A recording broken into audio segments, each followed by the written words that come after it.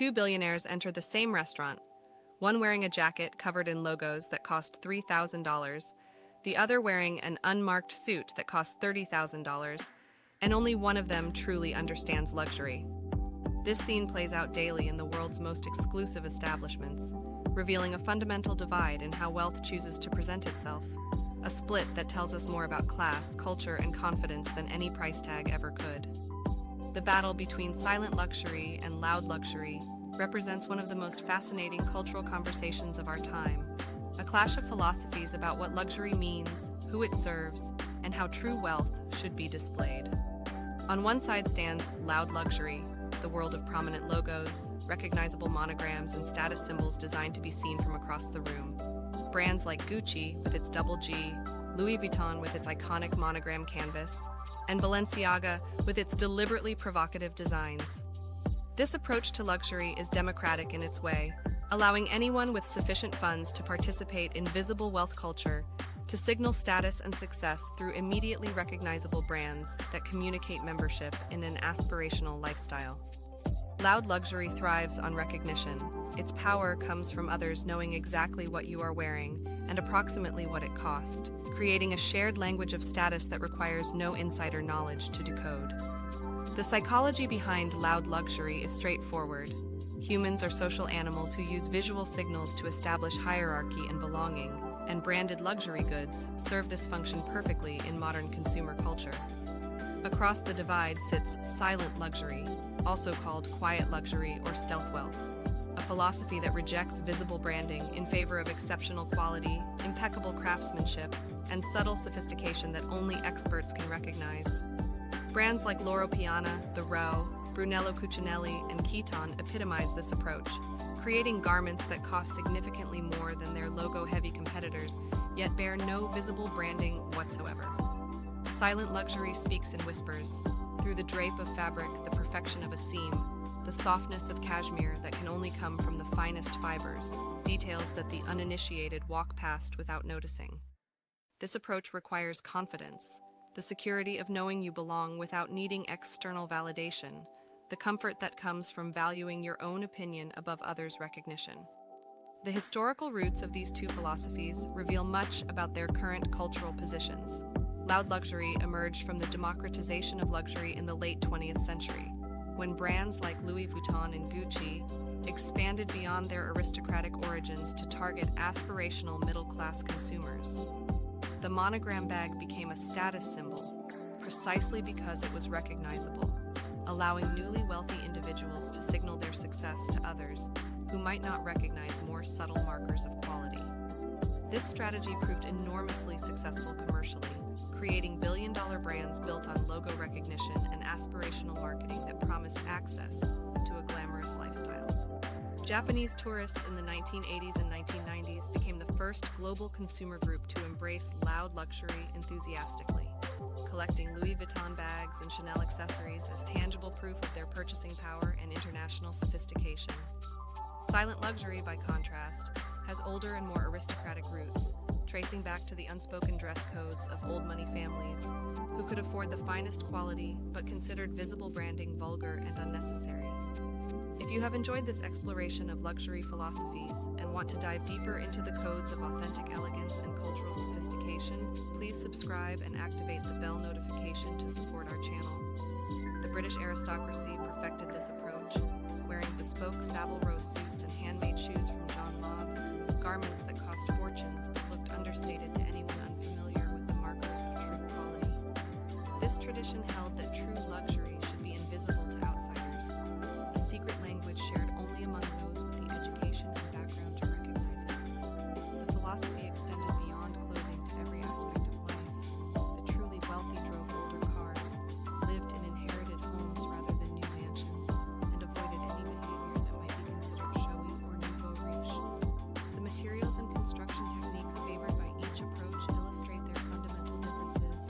Loud luxury prioritizes visual impact, using coated canvases that can be printed with logos, hardware that catches light and draws attention, and designs that photograph well for social media.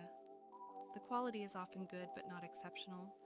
These pieces are designed to last a few years and be replaced as styles change, supporting a business model built on repeat luxury obsesses over materials, sourcing the finest vicuna wool that costs thousands per yard, using cashmere that comes from specific regions of Mongolia where climate produces the softest fibers, and selecting silk that has been woven using traditional techniques.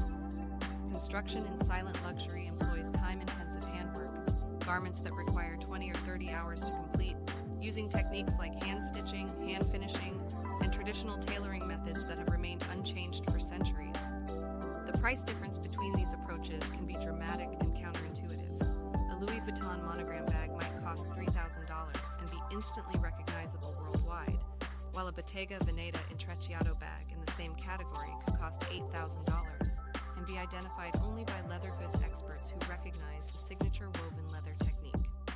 A Gucci logo hoodie retails for $1,200 and broadcasts its brand from 50 feet away, while a Loro Piana cashmere hoodie costs $4,000 and looks like a simple, elegant sweater to anyone who does not touch it and feel the extraordinary quality. This inverse relationship between visibility and price challenges conventional assumptions about luxury, suggesting that the most expensive items are often the least obviously branded. The social signaling embedded in these choices reveals fascinating class dynamics.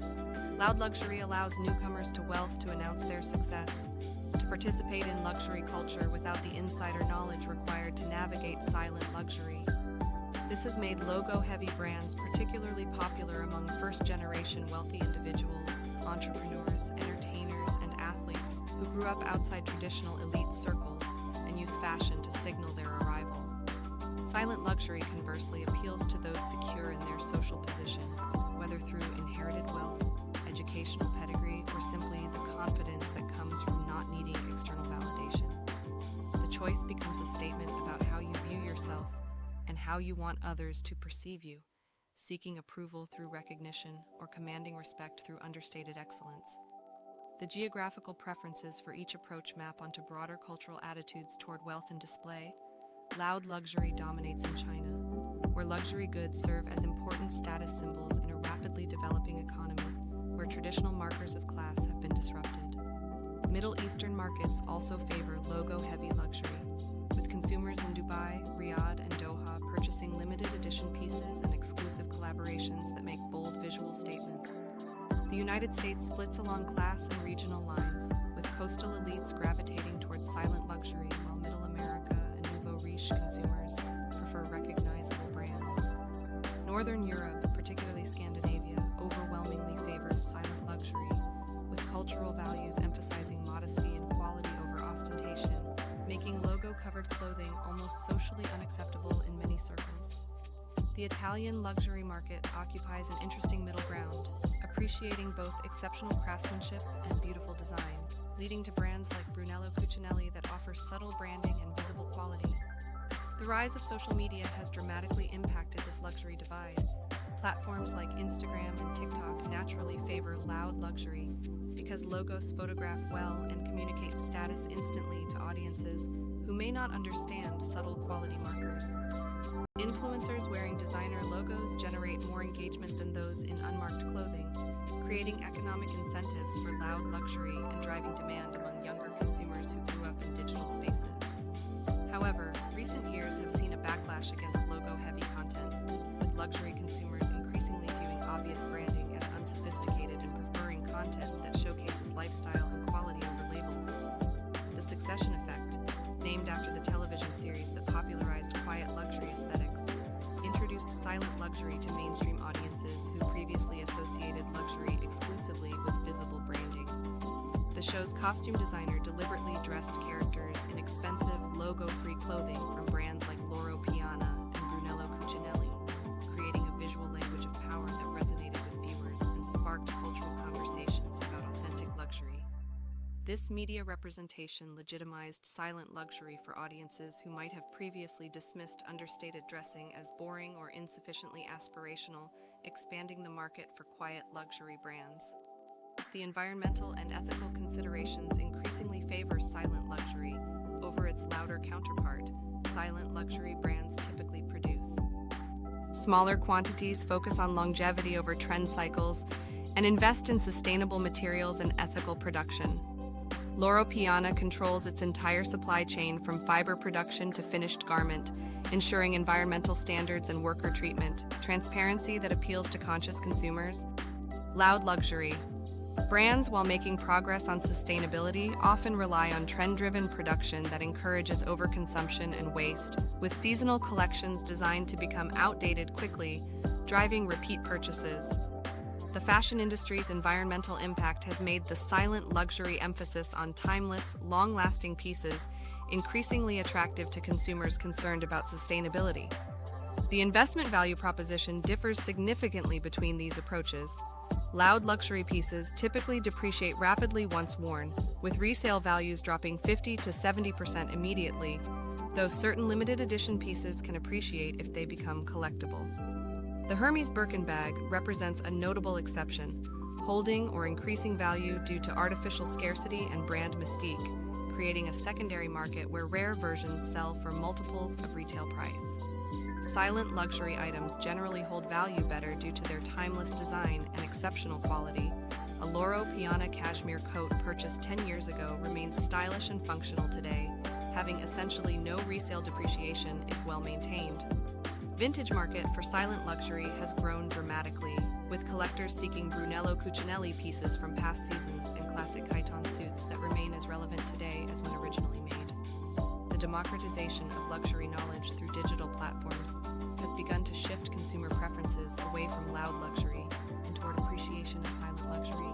Fashion education content explaining fabric quality, construction techniques, and craftsmanship has made quality markers more accessible to non-experts. YouTube channels and Instagram accounts dedicated to menswear, tailoring, and luxury goods have created informed consumers who understand why a Zegna suit costs more than a Boss suit despite less visible branding. This education has particularly influenced younger consumers who research purchases extensively before buying, reading about fiber sources, production methods, and brand heritage rather than simply responding to marketing and logo recognition. The future trajectory of luxury appears to favor silent luxury among educated, wealthy consumers, while loud luxury maintains strength in emerging markets and among aspirational buyers, creating a bifurcated market serving fundamentally different customer bases.